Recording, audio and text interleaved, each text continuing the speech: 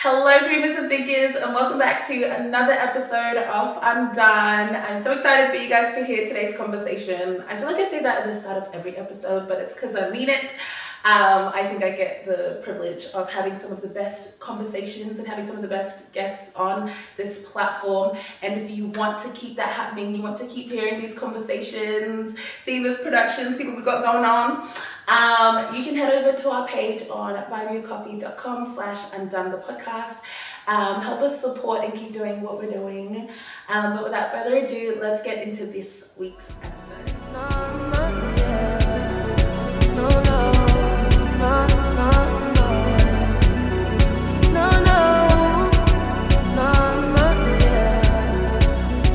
I am joined by Navera Ari. If you guys don't know, you're about to know. Tell us about yourself. Tell all the things, not forgetting any of the law, because we just had this conversation. Yeah, no, that's the one question that always makes me forget everything about my entire existence. I don't, like, what do I do? I do a lot, unfortunately. Well, I say unfortunately, more Fortunately. Yeah. depending on whose, I guess, mind is, receiving the information, I do a lot of different things. So I'm an actor, writer, musician. I make fun stories. I make silly pieces of art. I'm a creative artist. I'm also a community advocate. I've been an activist my entire life. I'm also a certified yapper. So it's just like, I just kind of do things and I'm like, okay, cool. Like, what do we, I think the easiest way for me to explain it is that I'll take whichever medium I can utilize, take whichever path is or forge with whichever path in front of me to make sure that I'm moving, that I'm pushing for progress for both culture and creativity, because that is at the core and at the center of everything that I do. Yeah. So it's just like whatever that way that makes sense, whatever way that looks, that it's always gonna be at the true center of everything that I do. I think I would like to say that I'm more purpose driven than anything else, but it's about kind of making art that makes people feel something, or like that invites people or encourages people to feel or think differently, or to just kind of come out of their general apathy that I think we've become accustomed to over the last couple of years, and just experience joy as opposed to perform happiness in a sense. I like that. That was a bar already. Experience joy as opposed to perform happiness. You were speaking, and there's a couple of things I wanted to ask. You said you've been an activist your whole life, Yeah, I was always a rebel. Explain that. What kind of activism are you? I don't know. I think what spaces are you in? Kind of was always. It was never even a case of necessarily seeking out to be an activist. It was more so just questioning, questioning everything. I used to get in trouble all the time at school for a million and one different things, because someone would say something to me, or give me a direction, or say, oh, this is how, this is what you need to do, and I was just like, why? Okay. Or just asking why and then getting a response because I said so. That is the number one thing that I'm just like, don't. That's not enough. Why are we doing this? Explain that. You have just activated the true arguer in me, because I'm like, that doesn't make any sense, because I'm asking a question to gain clarity around something, or because I'm there's a point of disconnect that's happening, and I'm just like, okay, cool, let me just bridge that gap, and you're just saying because I said so. So sorry. That's not enough. Now I'm gonna find every single loophole possible, and then to the point where in high school, I remember this one thing specifically because it was actually it was a thing that was existing for so long. Basically, I used to work my first job was a fast food job, and I used to have work right after school, and it was basically Zoom yourself there. Oh, get the ASAP. Exactly. And in our school organizers, they didn't have they had listed what the school uniform was for guys and for girls to wear, but there was nothing in there about pants, about the color of pants. So I wore black pants. Yeah. So that the guys wore navy blue. Yeah. Exactly. And so because of that loophole, bro. It was a whole thing for an entire year. I'm not even kidding. Would get excluded from class or all the type of stuff, and I was like, but it literally says nothing in the. There's nothing in this. Write it in the policy then. Write it in the policy. They did that till next year.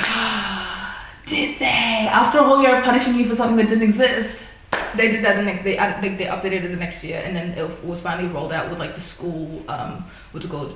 With the uniform suppliers and everything like that. They created Look at you affecting change at such a young age. Yeah. So it's just like, that was me at like, I think 14, 15 maybe. Yeah. And then it was just kind of a series of like just or not even challenging actively, more so just questioning to seek understanding. Then because I said so, it was like what created the challenge. Yeah. I'm just like, that's absolutely not. Yeah. Like that, it's not a sufficient answer. It's not something that you can just say and like, I'm just gonna be, because it's like, bro, what? Do you know why you're doing what you're doing? Make it make sense. If you don't know, then that's completely fine. Like, I'm not above like saying I'm actually not too sure. Give me a moment and I'll go and like I'll go find out that information for you. I will like look into a little bit further or like come back with different possible solutions. But these adults did not care, and I was just like, ooh, you are in your 40s, big mad about a 14-year-old. Make that make sense. That's crazy. I love it. Yeah, just like different stuff like that, and it was just, even as like early as primary school, just they had a lot of rules that weren't official rules, but it was just rules that the teachers were making up. But like, I was just like, that doesn't make any sense. Like things around language, and I'm just like, so sorry, I'm a multilingual yapper, and you guys are actually stuck to just the one thing. I love you. Multilingual yapper. Now what? Yeah, like you're mad because you're basic. Anyways, but it was kind of just around that where I'm like, I'm seeing something that doesn't make sense. Yeah. And I'm like seeking understanding, seeking clarity, and then just to find out that there's actually no understanding or clarity, and I'm like, okay, so then why are we settling for this? Why are we doing this? Yeah. And then just kind of continuing and progressing forward, and then of course like more wide scale protests and demonstrations that were happening, and like just kind of taking part in petitions and like different movements and things. But that really being the thing from a young age to then in my adulthood, where like it just kind of makes sense for me to be doing this stuff. I don't know. I don't really. It wasn't until a conversation that I actually like actively was then using. It's like, oh, like yes, I've been an activist my entire life. Yeah. It's like, well, technically I have. I've always been. I've kind of just been existing for the most part. But yeah, like just literally taking the time to shake things up. I'm like, it makes it clearer for me, but it also makes life easier for others. Yeah. Whether it directly affects me or not, I'm just like, okay, cool. It's like just clarify it. Yeah. This leads perfectly into my unpopular opinion because. My unpopular opinion is I don't believe that we can like shake systems up from inside of them. I think the systems are working exactly how they should be. They were designed to work the way that they're working. Yeah. So now when we're like, oh my gosh, no, the system's broken. She's like, no, we need to fix it. I'm like, no, this is what they intended it to be like. Why do you think it's been functioning like this for decades? It's operating in the exact way that it was intended from its conception. It's exactly just acting the way it was built. Yeah. And I feel like I've been in enough like systems, I guess, for me. I'm not like, I'd like to put a disclaimer, I'm not anti-government. I have to put that out there, but I've worked in enough like public settings where I'm like, all of these systems are working as they should, and if it was like the things that we say are broken or are affecting people, like if we wanted to change them, it would be like everything's so interconnected, like it's the whole system, like the whole system is the problem. So that's my unpopular opinion. No, that makes perfect sense. That makes perfect sense because that also, I mean, systems that are made to benefit one person and one type of person, and then kind of as society progresses and moves forwards, those systems and like basically, I was literally having a conversation about this recently. For example, the Constitution. Constitution was built was established at the same time that the country was. All the laws are being made in relation to that. However, the Constitution had certain language that was extremely problematic and extremely harmful. That's why we have referendums. But then within within that similar concept as well, where it's just like it's too difficult to change the Constitution, so then you have to come into referendums or have conversations around referendums. But that doesn't change the fact that the Constitution's messed up. It's still, So it's like at the root, this is the problem. Like the root of the problem is the problem. Like that's it's but it's also acting the way that it was intended to because it was established at a time where only certain people had a voice in the conversation. Yeah. So it's like a whole thing. It's messed up. I fully agree. What was your unpopular opinion? Wait, what? Oh yes. Oh, I love this one. Don't shit. Okay, this is gonna sound absolutely wild. People need to move through life with the fear of getting punched in the face. Round of applause. Like, sound. Like, because like, just not to say that you should expect to get punched in the face. However, you need to act and speak and honestly just conduct yourself in a way where it's just like, what are the being aware of the possible repercussions for this? And this is a specific shout out to that like street interview or like the Vox Pop when you told me I need to find that. The Vox Pop interview in New York City where there was a lady that was antagonizing the hell out of somebody that she just grabbed off the street for an interview to just ask them questions. Oh, so she was doing the interviewing. Exactly. And then I think she forgot that she was in New York. Yeah. And she got popped in the face. And then she was like in this like level of shock. And it's just like, you antagonized this woman. Randomly, someone who was minding their business on the street, you pulled them from their day, you antagonize them, now you're shocked they punch you in the face. Yeah, and it's just like, just that sentiment of there are consequences to your actions. Remember that. Because there are so many times and so many people where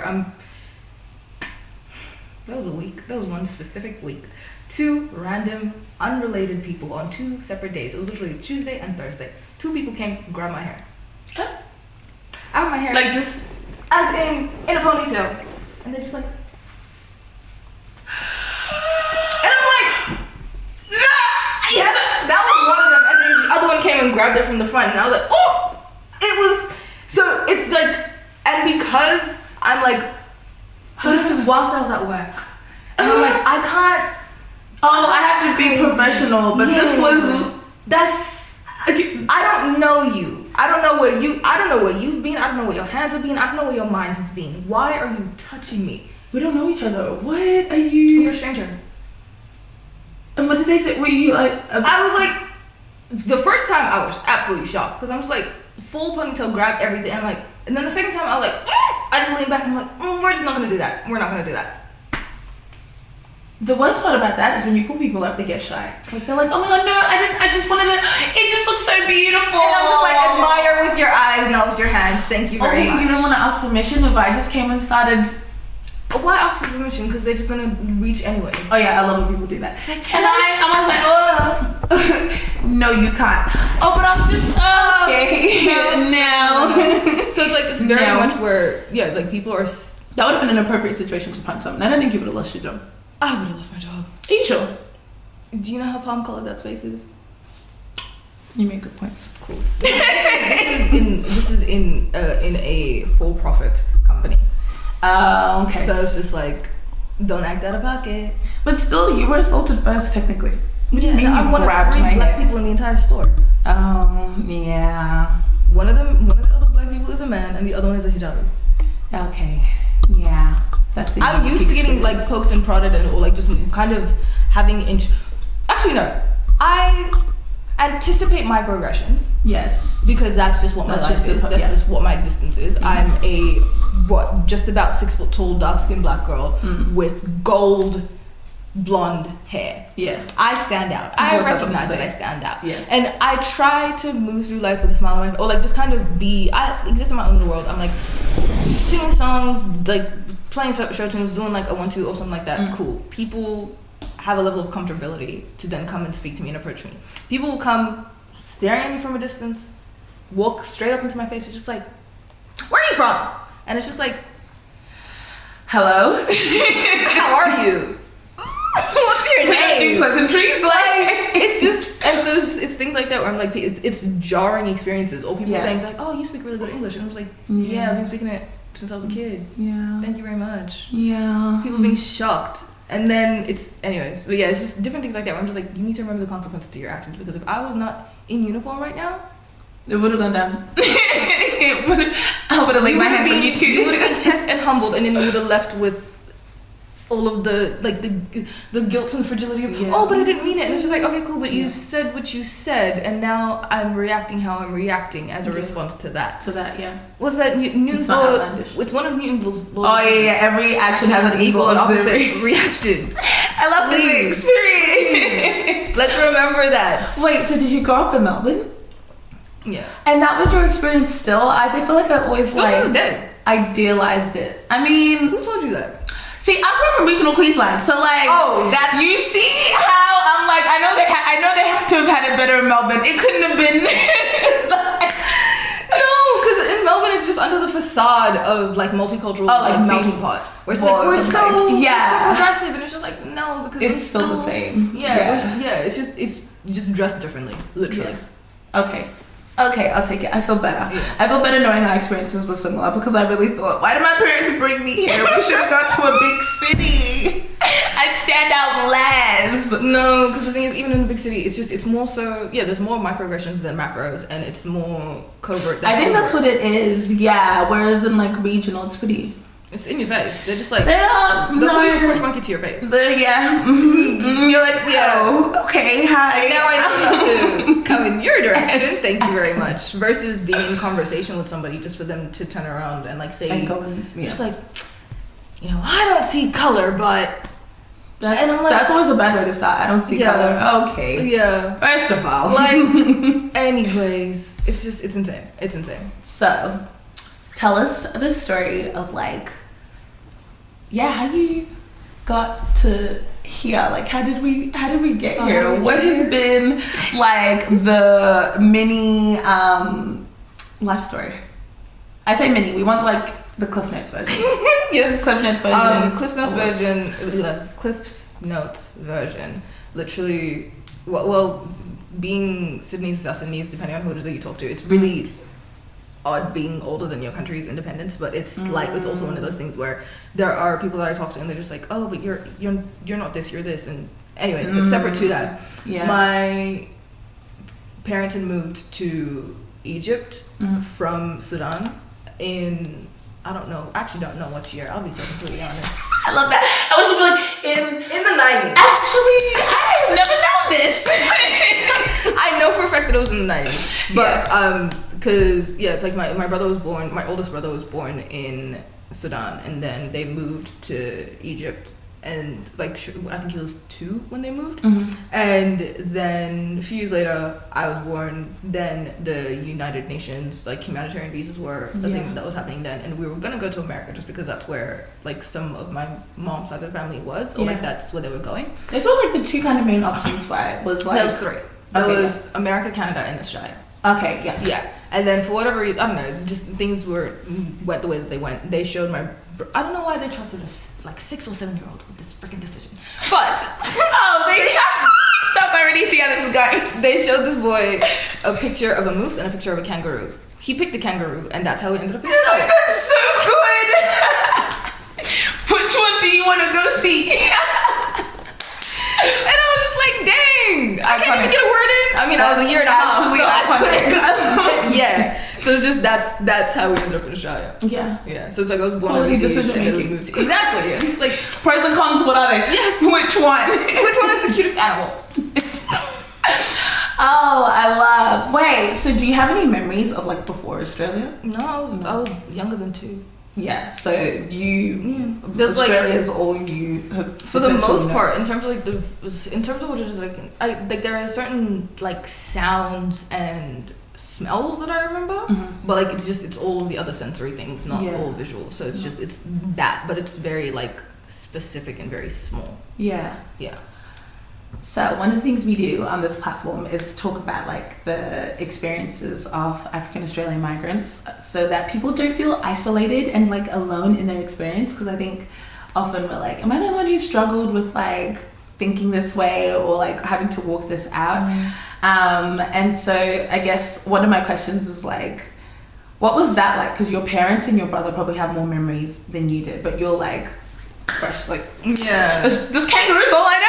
Like I'm a baby. The kangaroo land is all I know. What was that like in the home with, I guess, conflicting cultures, kind of, maybe not. I don't know. I feel like that's it was because like I mean outside of the house I don't think that I really I don't remember speaking much to people, to be completely honest. Like there was like almost in any like environment I was in, there was like safe people that I knew that I could talk to, or like just people that I was just like, you're gonna be my constant, and you're gonna be the person that I talk to. So like carers, like in kindergarten, and then teachers in school and stuff like that. It's like if there's something to say, but outside of that, it was just like kind of in the home, just chilling. To be completely honest, and because Arabic is what it is that everybody in the house is speaking, and then when we were talking to our family, like when we were talking to family back home, everybody was speaking Arabic also, or like speaking tribal tongues. Yeah. So it's just like, okay, there's that level of continuity. The only points of English that I had was the few relatives that were in either the UK or in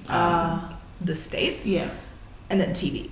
Yeah. So it's just like, that's the only English interaction, like active English interaction that I'm having from a point of intrigue. Because like, yes, I'm like around the kids at school, but it's like I'm not really talking to them. So it's just like I'm not really engaging with them necessarily. Or like not from a place of being cruel or whatever, just like I enjoy just kind of being in my own little world and staying to myself for the most part. Like I'd play next to kids and then be like, okay, cool, like, you know, we're just kind of existing together and like that. I felt like that was okay. But then that also being something that I would get pulled up on. I was gonna say that's like a thing. Yeah, they like to say it's just like, oh, Navera doesn't play well with others, and I'm just like, we were playing just fine. We were both drawing our own. Do you want me to go over there and draw on this? I just don't want to play with them all the time. Damn, we're running around the playground. And everyone's like, bro, so it was a lot of that, and I think it was definitely just trying to, because that's what like me and my cousins would be doing as well, like whenever like extended family was at the house, or from like what I remember, what the few that I remember back home, it was just, you just kind of all existed together. And so then coming here and she's like, no, you have to like actively engage and you have to go out of your way to talk to these kids. And then when I finally did talk to these kids, they were racist as all hell, and I was like, this is why I don't want to do this. This is why I don't play well with y'all, because y'all are just absolutely rude. And it's just like, and it's also other folks with melanin in them that are being absolutely wild and absolutely like outlandish. And I'm like, that's a whole other conversation, because I distinctly remember there were a few people growing up where I'm like, you know, you're black too. Like, I guess it's like, you can look back and be like, okay, it's just, even in the time, I think I kind of understood that it was like a survival thing. Like, this is how you've decided to like, because I was just like, okay, cool, I'll just keep my hands up and then mind my business. So it's just like, I'm just gonna stay away from everybody now. Thank you very much. But then being called like quiet and isolated and all of the things, and I'm just like, okay, well, first of all, if y'all know me, you'll know that I'm a yapper. So this is not about me. This is about y'all. Yeah, this is a product of this environment. Yeah, this is me in this environment. That's what you're getting. Yes. Wait, so how did you discover like your creativity, and where did that come in? Because I'd like to argue, I'm willing to be wrong, most African parents are kind of like, school is kind of the way to go. So like, my parents still to this day are like that. With my degrees and everything, they're still to this day like that. What's next? Yes, it's like masters, doctorate. I'm like, hey, relax. I gave you the first one. Relax. It's like, you have other children to focus on, please. Yeah. But no, it's I don't know, creativity. It's kind of just always like, I've always been curious. I've always been a curious person. I was like, I felt that when you're like, the activism just kind of like came from curiosity. Because like, but why? But how? Make it make sense. Because truly, curiosity killed the cat and the truth brought it back. But period. It was just a case of being curious about different things, like engaging with different things, but then also like watching TV, reading books, and seeing storytelling within that regard. But then more specifically, like within the family context, hearing my parents telling stories on the phone or like in like social settings, and seeing like them utilize, I still to this day can't do it, but like the thing where they do like just the sound effects with their hands and just making and creating like they would just always, I would always see them telling stories, and then regardless of language, there was always like everybody was able to follow along with it, and to the point where it's like my mom and her siblings have shorthands. It's not actual words. It's not actual words in any of the languages, but like they have created their own little mini language. And so she'll like say something, or like one of them will say something, and like they get this, they get the gist of it, and then like, oh my gosh, my friends and I have this, and we call it our dictionary. Like we just know if you say something, like it makes sense. There you go. So like it just kind of like being interested in storytelling from watching my parents, and then seeing it exist in so many different like mediums and in so many different formats, and being like, oh, this is so cool. So then kind of just engaging with that, or like mimicking back to the TV, or if it was like a commercial that was coming on a lot, or early Disney Channel when in the commercial breaks you had the full like back when ads were good. And bro, also that to be such a conglomerate that you on your own channel, you don't need external ads. You just anyways. But like just all of the music videos and all of the things that used to just come on and and watching reruns of things as well, and just kind of building my capacity with language, but then also building my capacity with the theatrics and the performing and all the things. Like that was, I think that's what started the creativity, and then I kind of just like continued to find different formats. I mean, I started acting when I was like acting as opposed to being an actor. That's a very explicit. No, we're having a conversation about this the other day because my friend's husband was like, I don't remember who he was talking about, one of the musicians. He's like, yeah, she's a model. And we're like, no, she models. Yeah. She's not a model. He goes, yeah, she's modeled for whatever. We're like, yeah, we're not disputing that, but she's not a model. He goes, why not? She's modeled. We're like, no, she's done it as like a part of her existence. As a brand, and because she's an actress and a musician, not because she's a model. So she's modeled. And then, there's a whole thing. So actor and acting, yes, understood. But I've been acting since I was 4. I've been making music since I was like making music and writing since I was 7. Yeah. And then I started photography when I was 13, and like just kind of continued to build it out and like just tell stories in different ways. I also started drawing last year, and it's just like this is after years of, if I'm not immediately perfect at something, I convince myself that I hate it. Yes, and so I was with family like on a trip, and because they're an amazing animator and just an amazing illustrator, and it was just kind of creativity was the heart of the trip. They sat me down and said, "You're not leaving until you draw something," and I was like, "Okay, cool." Period. That would have stressed me out. Well, not that level of things, but just like try it, draw it, let's do the thing. And I was no, like, okay, even cool. that. So I drew a sketch of a bell, and I was just like, oh, like from memory, and they were just like, oh, yeah, awesome. And then I was like, okay, cool, and then just continue to keep drawing, and I was like, that's a lot of fun. Yeah, no. Because it's also just, it's always been a thing of immediacy, because I've been doing all those other things since I was so young, and being able to just pick it up and like do the like thing. Make it easy. Yeah, and it's just because I didn't have that relationship with drawing specifically as a kid, it was difficult to then develop the patience to continue with it. Yeah. And so then now, especially on that trip where it was just like, it was about being present, and it was about just being honest with myself. Yeah. And letting myself do the thing that I wanted to do, as opposed to like, oh, today we're going to draw a snowman in class. Which is what it used to happen. Yeah, I hated that in our What do you mean? First of all, I've never seen a snowman in my life, aside from Elsa, Frozen. Even though they don't look like that. Exactly. So it's like what are we doing? So it's like, what is the reference art? So like just that kind of world of things, and just continue to create and continue to do things through whatever medium the story or the emotion or the sensation calls for. Because it's not even that I sit down and think, oh, I'm gonna write a story about this, but it's more so, this is a thing, like this is a thread that I need to pull and see what comes of where it. It goes from. Yeah. I was going to say, from your different art forms, although there's off camera, I learned that there's many more, that seems to be like a common theme and like driving force, is that like it's about storytelling. Like it's not just about creating pretty art or art that people like, but it's about storytelling through that. And earlier you said something about, I can't remember what the other word was. It was 2 C words. You said culture and creativity and how they come together. I guess at the point in time that we are as an African Australian community, so young yet so much potential. How do you want like your storytelling to like be a part of shaping culture, and what that like influencing the creative scenes?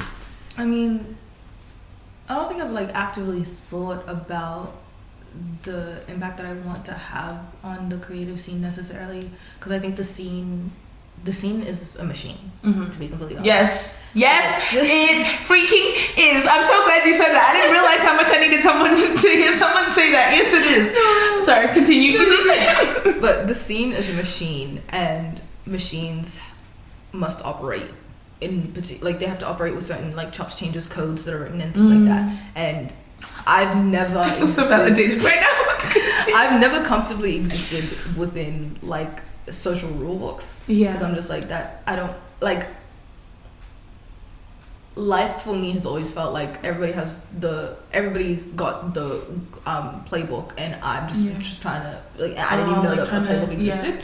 And so that's I love that we're all having fun, but why does it look like you all understand exactly what we're supposed to do next? Where do we go? And so it's just like that world of things where I don't think I've actively wanted to impact the creative scene in that sense. Mm-hmm. More so, I want to continue to tell stories that reflect the experiences, or like reflect the emotions and sensations that I think, like, that just, I don't know, remind me to feel something, or to remind me of what feeling is. And using or utilizing like culture, utilizing dance, utilizing traditional dance, traditional music, traditional like art forms and things like that from a cultural perspective, and then introducing that here, but also making it very, very clear. It's just like, this is about the culture, this is not about like the performance of art. Exactly. Because it's just like making sure that I put the intention before the product. As opposed to, because it's just like, because it's like, I'll be commissioned to do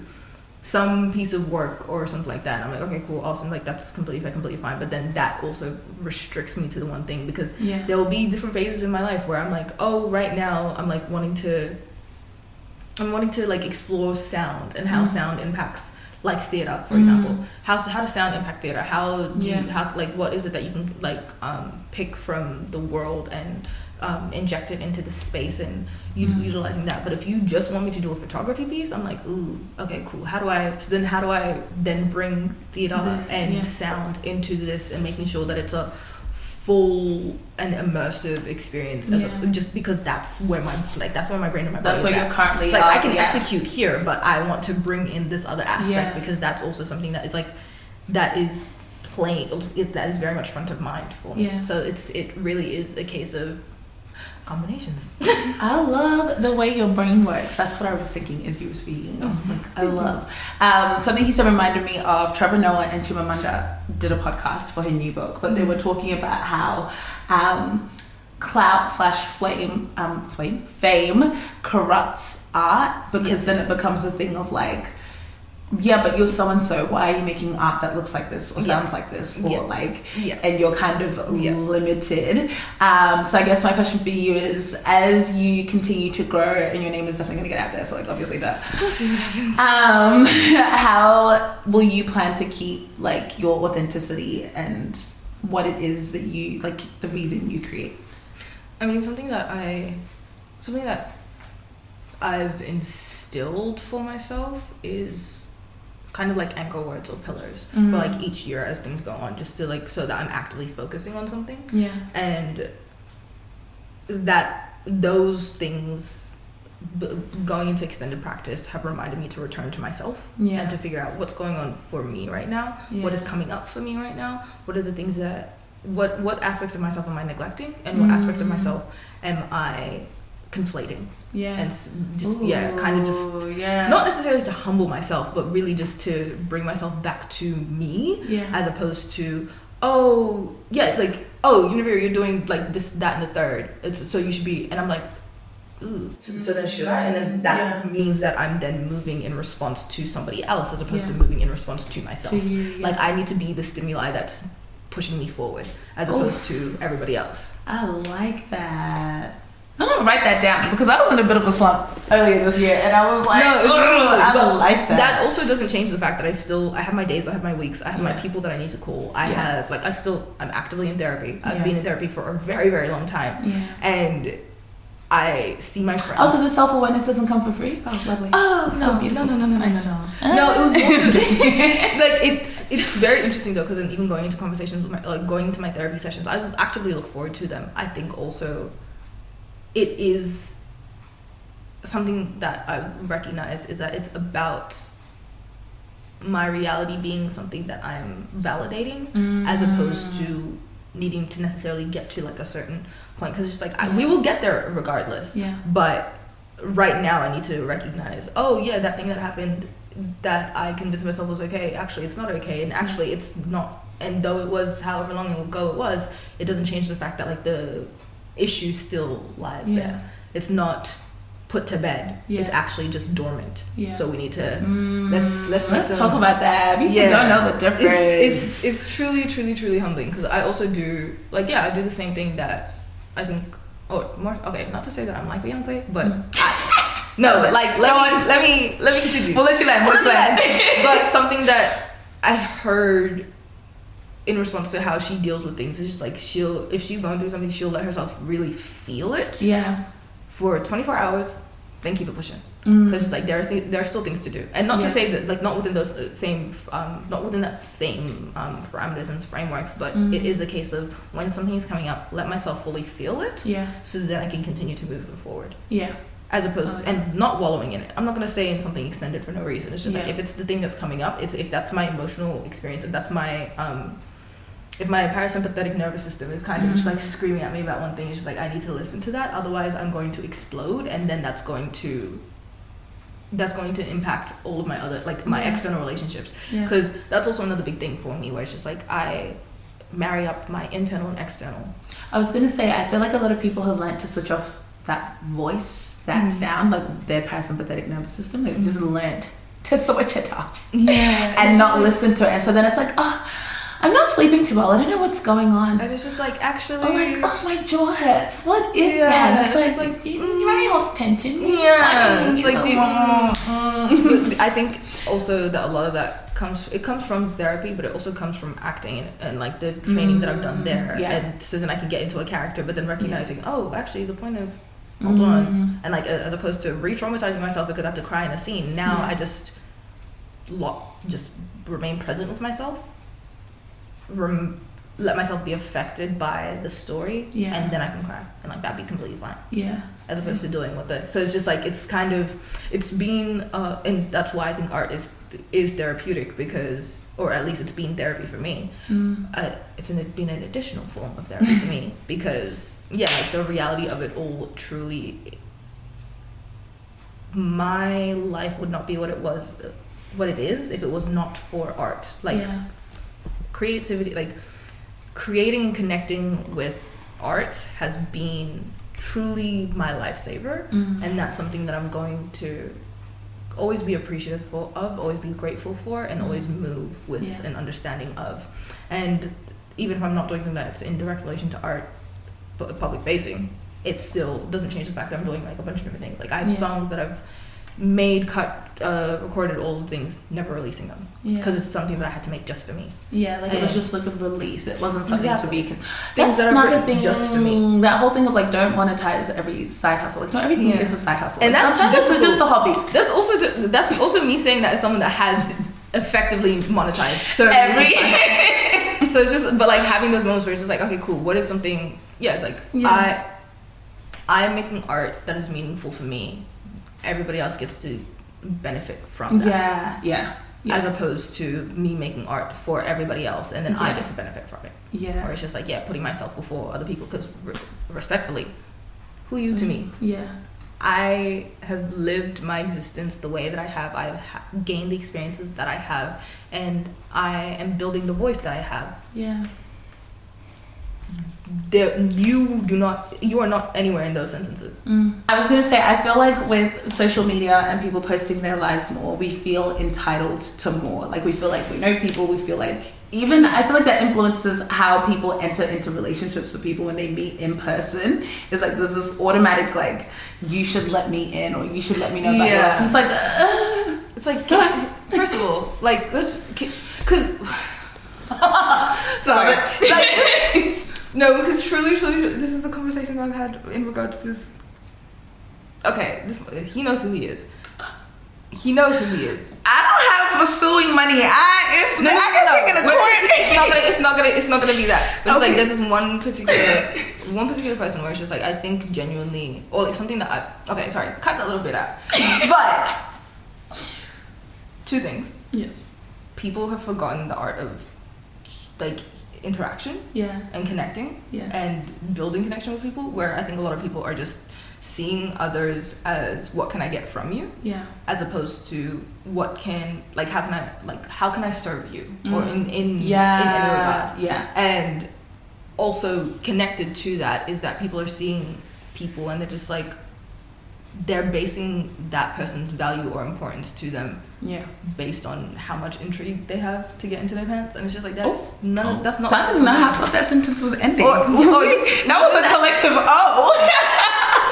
or just like in that general thing of just like, what can you do for me? And it's just, I think that's what can I get from you, how exactly my life. And so I think that comes from people, which is something that I've actively made, or like just kind of deconstructed for myself and recognized in others, where people view others as possessions as opposed to experiences. Yeah. And I think that's what the point of disconnect is. Yeah. And that's what contributes to that same cycle of just like, oh, but you didn't, it's like, they didn't text me back, so then I'm not gonna talk to them for a week or something. It's like, okay, cool, but they could also have a very full and very, very busy life that's going on. Like and it's like people want to be brought in to know what's going on behind the curtain, as opposed to just like people take the assumption of judgment or take things as a personal affront, as opposed to just seeing, oh, this is a human being that's having their own human experience. Exactly.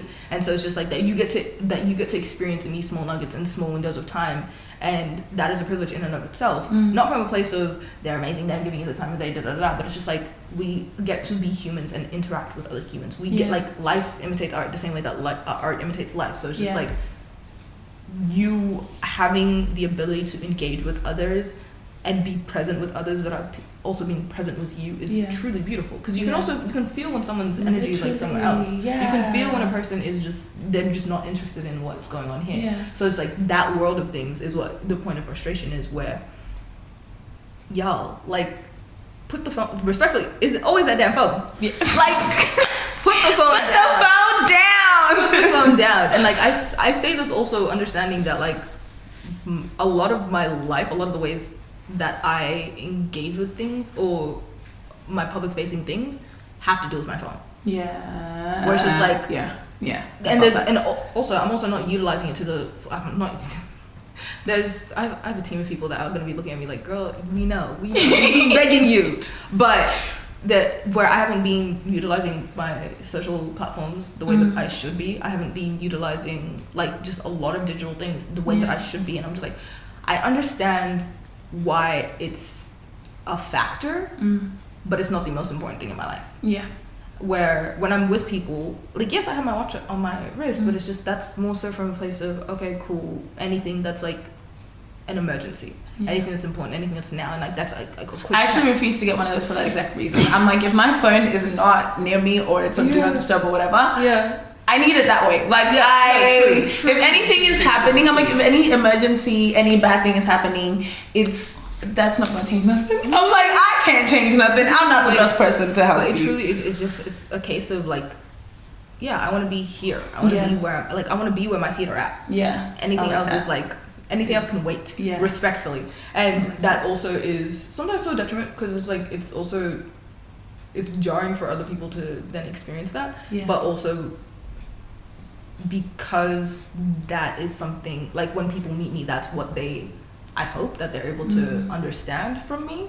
If it's not something that I'm actively communicating, but it's something that they can observe from how it is that I engage in spaces, that I think that I do kind of get a little bit of that grace. But sometimes, things that also have deadlines. Like I have a lot of deadlines that I have to meet. I have a lot of deadlines that always are on the top of my mind. And so then it's just about restructuring my day or my week to be like, okay, cool. What are the high priority things that I need to do? I don't plan more than one social interaction a week. I need to get or like a fortnight almost, depending on how much contact I need to have in that week because of my other things that I'm doing. I don't overload my things. I'm just like, okay, cool, like let's do this prospectively. Okay, cool, and like there's this other thing that may happen. I'm like, okay, then my RCP is a maybe for that, but it's like it depends on the doses of it. Like we had the campaign launch last week, and I was exhausted, and like that was at the end of the week. You're like, that was enough for me. That's exactly. And I'm just like, dang, I spent the entire weekend all the way through until I think 2 days ago, where I was just like, cool, like no more social contact. That is enough. And then so it's just being engaging with people one-on-one or like in small groups and things like that, and that just being joyous for me, because I'm like, like it's something about having to be on all the time is draining. That is too much. And it also means that the longer that I have to be on, the more time I need to get away, to decompress and just kind of exist and come back to myself. I like that. I've learned so much from this conversation. I loved it. We didn't even get into all the juicy stuff I wanted to get into. So you're gonna have to come back. I would gladly come back. So we have so much to talk about. But thank you so much for coming on. Where can the people find you? What is happening next? Oh my gosh, all of my socials at Navera Ari. That's TikTok, Instagram, LinkedIn, damn everything, everywhere. what is next? Actually, there's some stuff that I can't announce, and then there's other stuff that, like, bro, we have a federal election that's coming up. Literally. And I don't know when this is dropping, but it's like, I'm a Senate candidate, so if you want to have dental and mental health care put into Medicare, if you want your rents to stop going up in exorbitant amount, if you want, I don't know, free childcare or affordable housing or anything like that, just look at the policies. You don't even have to necessarily, yes, vote Run Greens and keep Dunn out and get Labor to act, but the main priority is look at the policies and see what are the things that are the most important for you across all of the parties, and then you'll find out why the most obvious option is to vote Greens. So there you go. Thank you.